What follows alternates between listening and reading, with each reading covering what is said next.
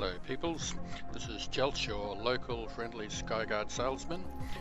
We're going to head off from Aladdin Biolab today, have a bit of fun with the Skyguard, show you a bit about what it is and how it works.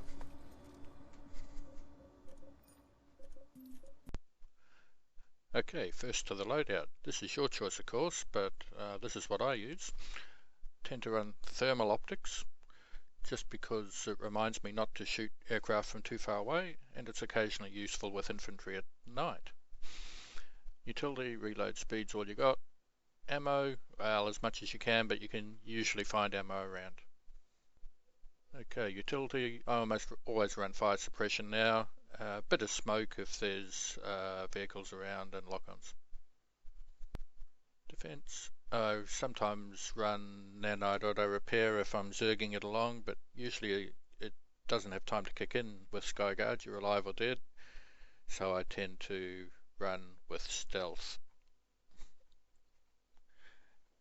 And finally, the chassis, racer frame, a bit less maneuverable, but speed has saved me on a number of occasions to know to run away and fight another day.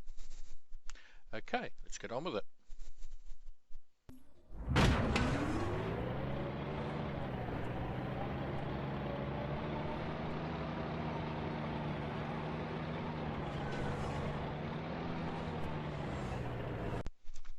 Just a quick note on how I use the mini-map.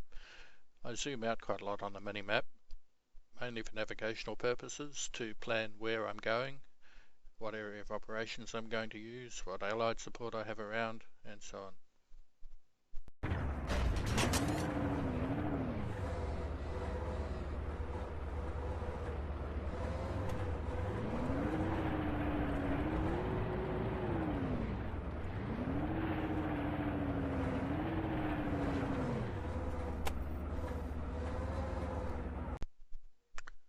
The whole region around Aladdin is a good place to fight for a Skyguard.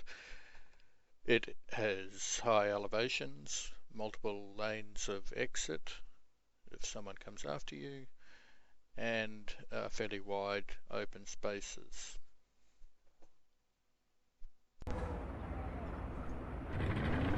If you're really serious about Skyguarding, you have to have a bit of patience, so if you're into continuous action, you're out of luck. Let's head down to TI Alloys and the Crossroads area to help out the Allied offensive there. General rule of Skyguards is you have to go to the action. You shouldn't just base yourself in one place and wait for the aircraft to come to you.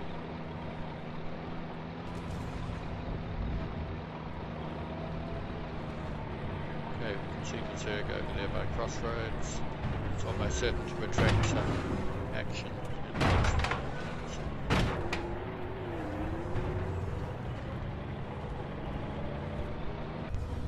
Okay, remember to spot your targets for Allied help. Here we are at Crossroads. So Reaver in the area!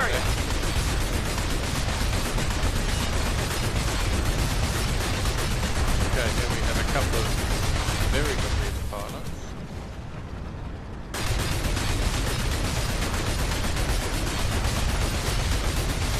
That's great, these guys will be lucky to get out of it. NC Reaver ID'd! Look how maneuverable the Reavers are. They're generally not moving in the direction they're pointing. Leading them is quite difficult. And how did that guy get away without dying? Very lucky. Okay, here's another one. And I don't think he crashed.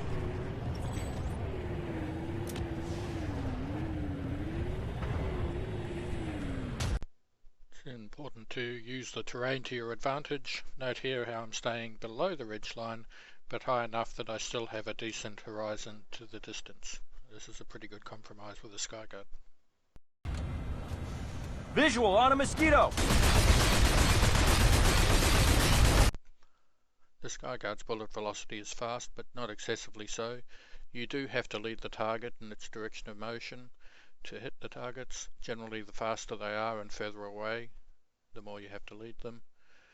It's a particular problem with very good Reaver and Mozzie pilots because their nose is not generally pointing in their direction of travel, and you have to lead in the direction of travel. Takes a bit of practice. However, in this case, this guy is committed to his target, full speed, straight ahead. He's determined to ignore the Skyguard, and he's about to pay the ultimate price.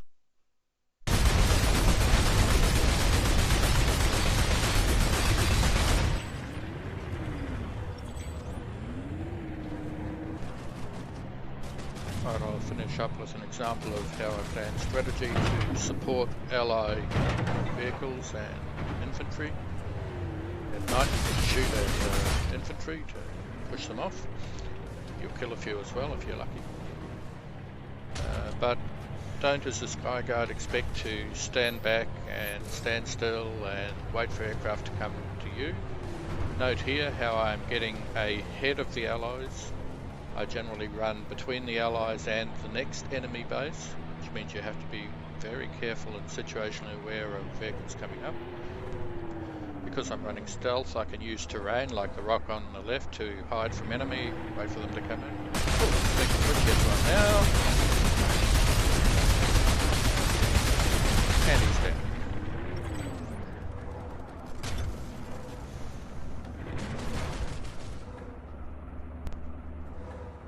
Alright, while I'm out ahead of the enemy, I tend to use the Skyguard for scouting missions as well, to watch for incoming tank columns, infantry, so on, to warn the allies. Again, note how I'm using the terrain to hide from advancing allies. Vehicles are likely to drive past me before seen.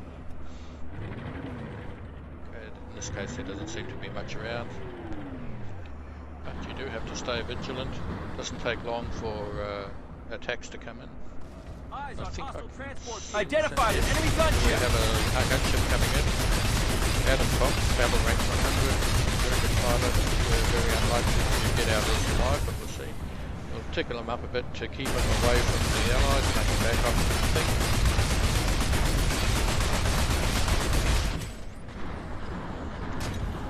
Okay, he knows where we are now, so he's going to try and sneak up on us.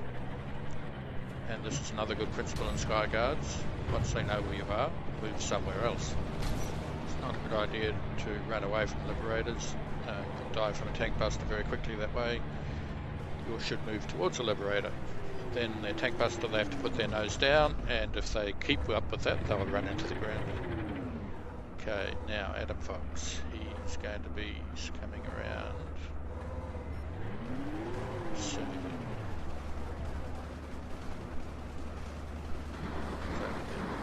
almost like a set to come in from up the right here. Oh, here he is. Okay, so we move towards him and engage.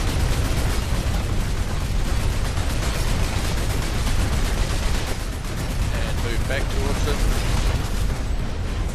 And move back towards him again. Oof. And we were very lucky that he crashed there. We probably would have got him anyway, but it would have been touch and go. So, now we move off somewhere else, find somewhere to hide and repair. Kick in the fire suppression. Keep an eye out for enemies. Okay, all quiet.